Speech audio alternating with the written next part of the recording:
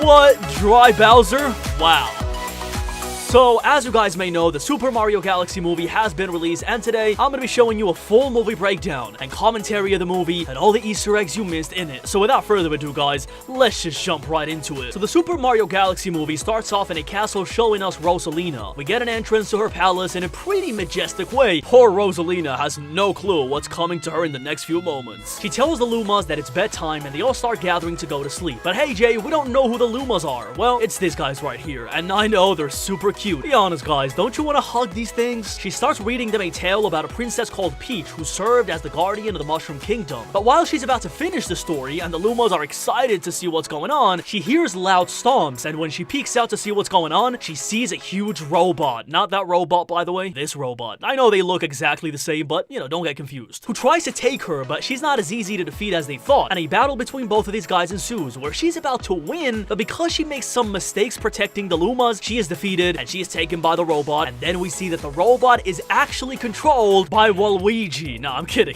It's Bowser Jr. with Kamek, and they take off with Rosalina. We then move to our first shot of our beloved pair of plumbers, Luigi and Mario, who do anything but plumbing, who are racing each other with bikes in a desert until they get to a nearby town where they get called to fix a pipe. And in this pipe, there is a creature. And Mario, being Mario, of course, instead of listening to his brother who tells him, maybe we shouldn't go there, he goes literally there where the sound is coming from. Yeah, Mario, great job. As they take out the debris that's clogging the pipe, they see some eyes, and when they see the creature, we see that it's none other than our guy Yoshi. Yes, i.e. known as the Green Goblin. And they ask him how he got there, and believe it or not, his story begins right after the end credits of the first Mario movie, where we see the egg, and he popped out of the shell, and he had nothing better to do than cause mayhem in the entire city. Also, what is Donkey Kong doing there? They befriend this green creature for some reason, and they take off in their bikes. While this is going on, Bowser Jr. and Kamek are carrying out their evil plans, while Rosalina is in a cage because they're gonna use her to carry out not a very good plan for her. Here we see that Bowser Jr. has a whole army ready while saying that his dad would be incredibly proud of him. Are you sure about that, Bowser? We're gonna see that later in the movie, trust me. The problem with Bowser, as you're gonna see later on, you can't trust that guy. Here he gives a whole speech to his Goomba saying that he's gonna take over the universe and then the galaxy, and then well, you know, he goes over his head. But while this guy is dreaming about his ambitions, she manages to break out of the cell for a moment. But the main problem here is that Bowser Jr. can just paint new creatures into existence, and that's what he does, and he puts her back in a cage. Nice try though, Rosalina, you'll get him next time. And then we head back to our trio, Mario, Luigi, and our new guy Yoshi, where they start making fun of him for being in love with Peach. But don't worry Yoshi, your time is coming too. And at Peach's party, Toad meets Yoshi for the first time, and we see that Toad is not convinced at all. He hates the guy. Mario finds Peach looking at the sky, pondering about her existence,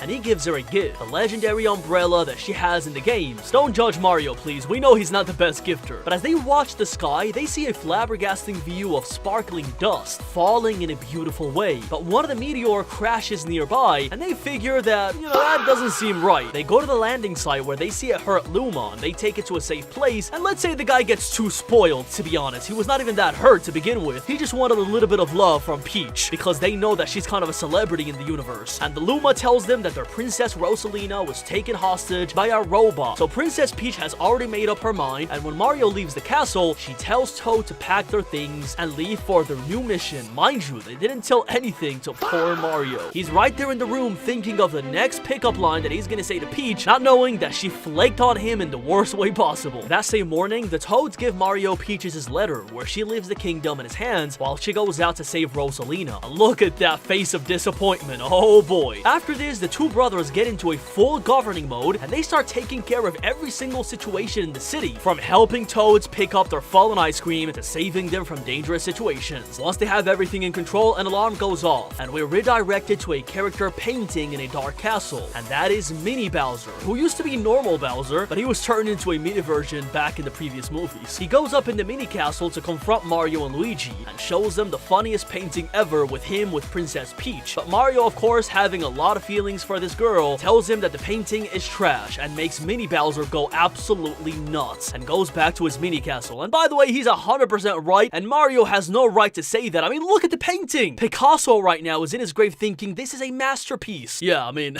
the painting is interesting to say the least, but let's move on. But suddenly, a huge object casts a shadow over the whole castle and scans it with lasers. And as we can see from the outside, Bowser Jr.'s alien spaceship has come and doesn't just take the mini castle where his dad is, but takes the whole castle. This is biblical level greed. I mean, call me crazy, but wouldn't it have been easier to order one of your Goombas to go and take the mini castle with your dad in it, and that's it? And while it's being carried away, Mario and Luigi dodge falling debris, and once outside, they know they're far away from home this time. There is no easy way to go back. And it's here where Bowser Jr. appears, who demands they release his father, to which of course they refuse, because they're like, oh come on. I know exactly what Mario's thinking right there. Like, are you serious? Another one? Another one. An amazing battle then ensues, but during the chaos though, Yoshi hits the robot's red button, which launches it directly into the heart of the spaceship, destroying it. And this makes the palace start plummeting down the galaxy, and in the process, unfortunately enough, they blow these beautiful flowers to smithereens. But there is someone who's gonna be more mad at this than me. But we'll see who it is later. No, and it's not Greenpeace. Mario and Luigi then run away to avoid getting crushed by this castle falling off, and guess who tries to take the chance to escape? Yes, Mini Bowser. But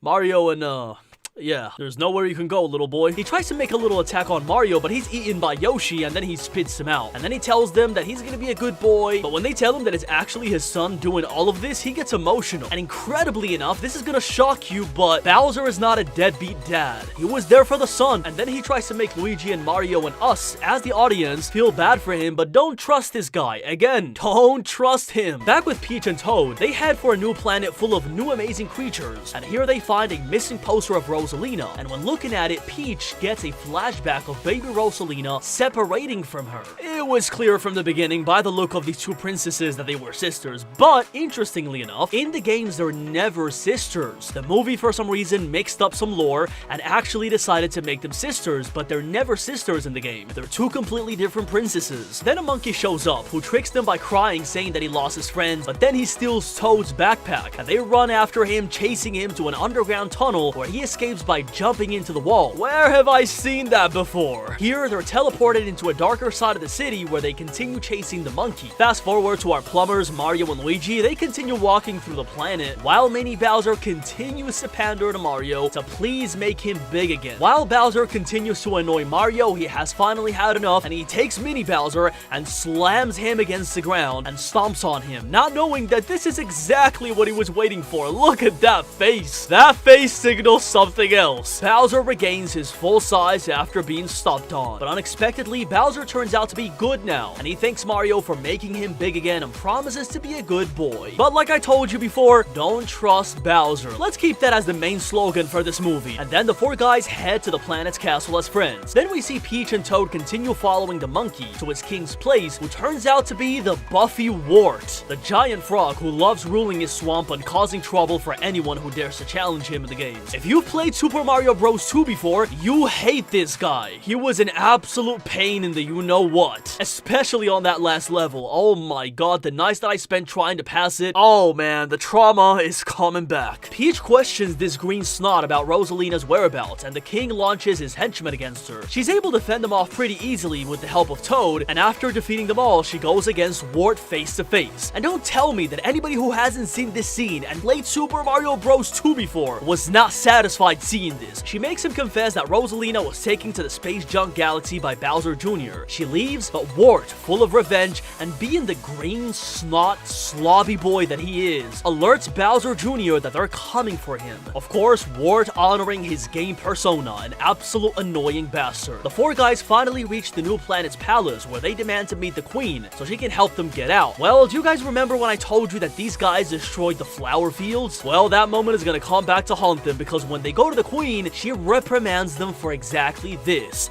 destroying the flower fields. But Bowser defends them. Yes, incredibly enough. Say it with me.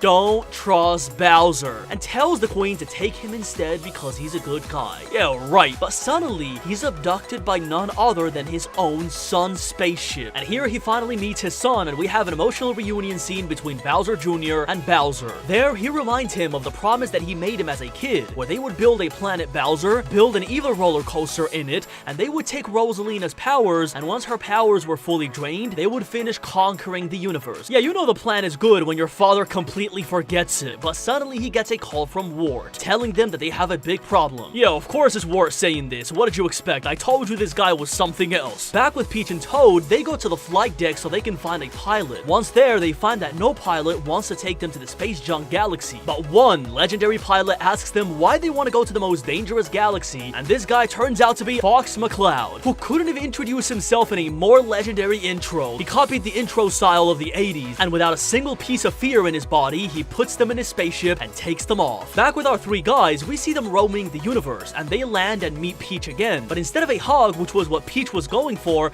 Mario goes for a handshake. Yeah. Oh my god. The other guys cringe, and we all cringe too. You're hitting new lows, my guy. They get into Fox's spaceship and head for the space junk galaxy, but while heading there though, they get chased by Bowser Jr.'s spaceship, and an amazing Star Wars-like battle kicks off. But our guy, Fox McCloud, saves the situation. You know why? Because he's Fox McCloud. While the battle is happening, Bowser Jr. shoots at them, and he transforms them into babies. Yes. Once again, they crash into another planet, and Princess Peach tells Toad to take care of the babies, who are being actual babies, by the way. Not just guys with baby bodies. While chasing them, Toad encounters a sleeping dinosaur, and he tries to keep them away from it, but of course, Yoshi yells and awakens the dinosaur, who starts running after them, and they all fall from a cliff into the water, and right when he's about to eat Yoshi, the babies shoot an accidental ray, turning the dinosaur into a baby as well. Look at that baby face! And Yoshi then uses that same gun to turn them back into adults, and Luigi keeps crying like a baby. Luigi, grow up. They go back to the crashing site, where Luigi takes the spaceship's radio to contact the Lumas, who are just wilded out and having an incredible party since their princess is no longer there. These guys are getting into full sumo fights, not caring about anything that's happening in the universe. Back with the Bowsers, Bowser tells his son that the guys probably weren't that bad, and he has developed a bond with him. He takes his dad by the hand